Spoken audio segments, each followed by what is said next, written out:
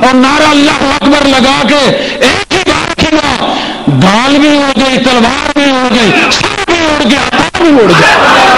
तो ये है नहीं जरूरत, ये बनु हाशिम का चांद, ये कमर बनु हाशिम की ताकत, ये वदियत खुदा है। जब कोई छेड़ेगा उसके टोटे कर दिए जाएंगे, वरना मोहब्बत से बात करने वाले हैं। जब मुसलमानों को ललकारा जाए उस वक्त ये टोटे करके रख देते हैं, और जब इनको न छेड़ा जाए ये प्यार से काम करते हैं। कोई तलवार नहीं चलाते, किसी पे कोई जबर नहीं है, किसी को तंग नहीं किया जाता, तंग नहीं की जाती, छेड़ा नहीं जाता। हाँ, अगर कोई छेड़ा तो फिर छोड़ा नहीं जाता। तो तमाम दर मार्के जो सामने आए उन्होंने छेड़ा, इन्होंने छोड़ा नहीं। उसमें आपको बहुत बड़े वफादारान रसूल नजर आएंगे। सहाबा में एक से एक बढ़ के आला किस्म के दलेर नजर आएंगे, और दलेरों का सरताज हैदर करार नजर आएगा। तो बात यह है कि ये जो मुसलमानों पर हमले हो रहे हैं, चाहिए कि हम सब मुत्तहिद होके आका अलैहिस्सलाम की मोहब्बत के परचम तले जमा हो। फिर मैं देखूंगा किसी काफिर को कोई जरूरत नहीं कि किसी मुसलमान को छेड़ सके, चे जाए कि नबी पे एतराज हो रहा है, नबी पे एतराज हो रहा है, हैरत की बात है। जिसका हम कलमा पढ़ते हैं उस पर एतराज, अल्लाह पाक पनाह दे। और हमें भी इज्तिनाब करना चाहिए ऐसे लोगों से।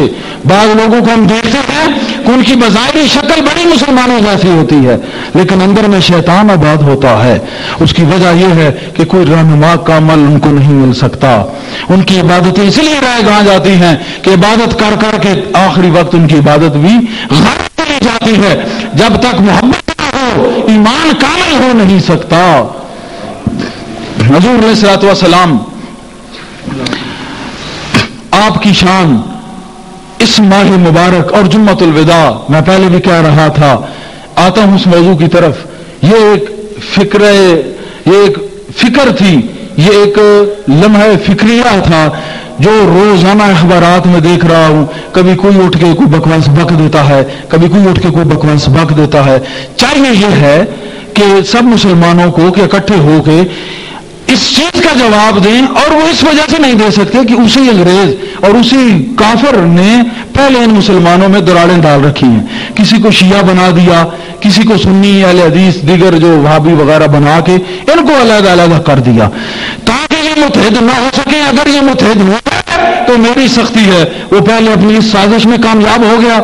इसमें कामयाब होने के बाद अब वो हमारे नबी करीम अलैहिस्सलाम पे कभी कुछ बकवास बकता है। इतना वो गंदा कार्टून यानी उसने बनाया एक ऊंट का, सरकार के यानी मैं नाम नहीं लेना चाहता, वो बना के आगे से वो बता रहा था लड़का कि वो शराब पी रहा है, हैं जी, और ऐसी बातें। ये कोई है बात करने वाली? किसी के नबी को ऐसा कहा जाए ये गैरत ईमानी को ललकारने वाली बात है।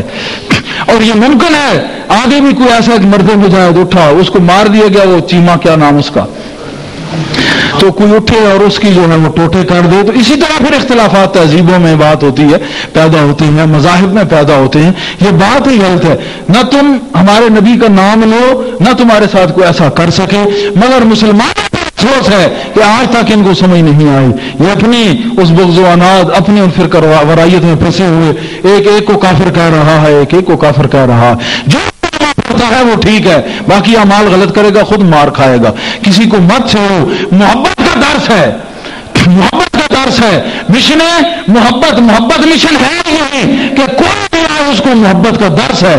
जो भी आएगा मोहब्बत में आएगा, और हमें यकीन है मोहब्बत वाला ईमान में जाएगा। और ईमान क्या है? प्यारे मुस्तफा करीम का हर वक्त जिक्र करते रहना, यही ईमान है।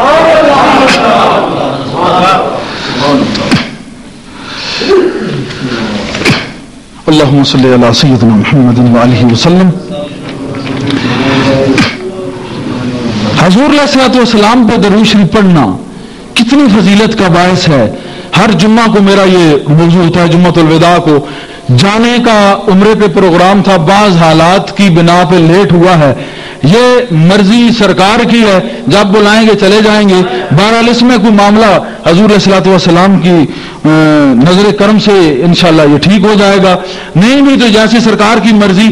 میں یہ خیال کر رہا تھا کہ شاید جمعۃ الوداع پہ ادھر جانے کا مسئلہ سبب پیدا ہو جائے تو وہاں چلے جائیں، اس لیے اسی جمعے پہ بیان کر دوں۔ ایک یہ جمعہ ہے، دوسرا رمضان المبارک ہے، تیسرا ولادت علی کا دن ہے۔ مسلمان کا یہ ایمان ہے کہ اگر محمد کو مانتا ہے تو آل محمد کو بھی ماننا پڑے گا، کیونکہ آل محمد کو ماننا ہی محمد کو ماننا ہے صلی اللہ علیہ وسلم۔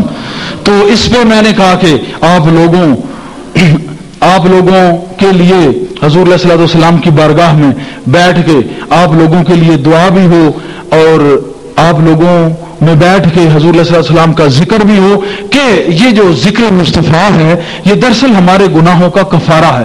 جب ذکر صالحین گناہوں کا کفارہ ہوا کرتا ہے، اولیاء اللہ کا ذکر جب گناہوں کا کفارہ ہوا کرتا ہے، تو وہ تو سردار انبیاء ہیں، سید الانبیاء ہیں، ان کا ذکر کفارہ نہیں کفارہ ہے۔ مگر جو پیار سے یہ ذکر سنے گا، پیار سے بیٹھے گا، اس کے گزشتہ گناہ معاف ہو جائیں گے، اس کے گناہوں کا کفارہ ہو جائے گا۔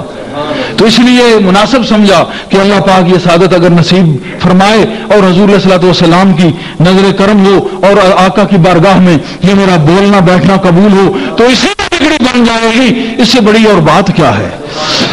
علامہ صحابی نے ایک روایت کی ہے، علامہ مجھے ٹائم بتاتے جانا، علامہ صحابی نے ایک روایت کی ہے حضرت ابو ہریرہ رضی اللہ عنہ سے، حضور علیہ الصلوۃ والسلام کے بہت پیارے صحابی ہیں۔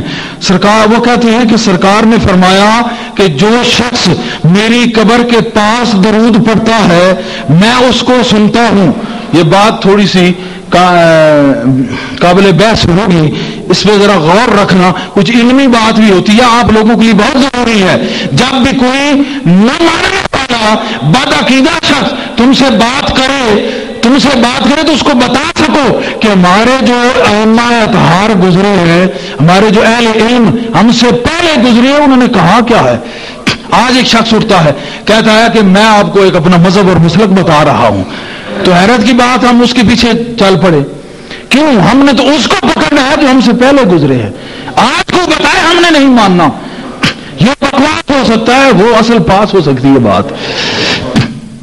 تو بات یہ ہے کہ علامہ سخاوی لکھ رہے ہیں قول البدیع میں، اور روایت ابو ہریرہ سے کر رہے ہیں کہ حضور صلی اللہ علیہ وسلم نے فرمایا کہ جو شخص میری قبر کے پاس پڑھتا ہے میں اس کو سنتا ہوں، اور جو شخص دور سے پڑھتا ہے وہ جو ہے فرشتے مجھ تک ایک مقرر کر دیا جاتا ہے، وہ لے کے آتے ہیں۔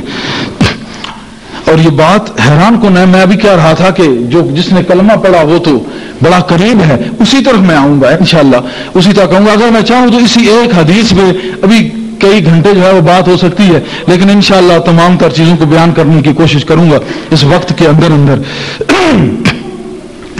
بات یہ ہے آگے چل کے یہ لکھنے والے کون ہیں یہ بھی سوچیں۔ مولانا زکریا صاحب شیخ الحدیث ہیں، اور یہ دیوبند کے بہت بڑے علماء میں سے ہوئے ہیں۔ فضائل درود شریف لکھ کے انہوں نے بہت بڑا کارنامہ انجام دیا ہے۔ جس مسلک میں کوئی ہے ہمیں اس سے غرض نہیں، ہم یہ دیکھتے ہیں کہ اس نے حضور کی محبت میں بڑا پیارا لکھا ہے، اس نے زبردست لکھا ہے، اس کو ماننا پڑے گا، بہت پیارا لکھا ہے۔ کوئی میں سمجھتا ہوں کہ کم ایسے لوگ میں بڑے بڑے محبت والے میں نے دیکھے ہیں، حضور صلی اللہ علیہ وسلم کی محبت میں بہت پیارا یہ لکھ گئے ہیں۔